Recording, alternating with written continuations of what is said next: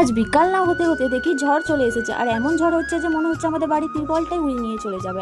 আর এদের দুজনকে দেখো, ঝড় দেখে ওরা কি আনন্দই না করছে। আর তারই মধ্যে শুরু হয়ে গেল বৃষ্টি, আর মেয়ে বায়না করতে শুরু করে দেয় যে ওকে কিছু খাবার বানিয়ে দিতে হবে। আর মেয়ে বায়না করছে আর আমরা বানিয়ে দেবো না, সেটা তো হয় না। আমার থেকে তো বেশি ওর বাবাই বেশি ওর বায়নাগুলো পূরণ করে।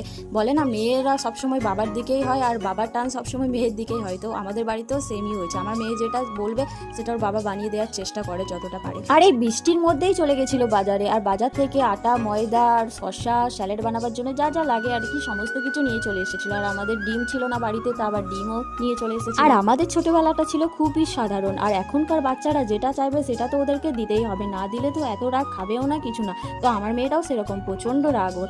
আর হ্যাঁ বন্ধুরা, ও কিন্তু আমার কাছে কোনো আবদার করে না, কারণ কি জানে যা ওর মা কোনোদিনই ওর কোনো আবদার পূরণ করবে না, যা করবে ওর বাবা। তো ওই জন্য ওর বাবার কাছে সবসময় আবদারটা করে, জানে যে ওর বাবা কখনো না করবে না। তো এই যে আমাদের এগরোল রেডি হয়ে গেছে, তো আজকের মতো এইটুকুই।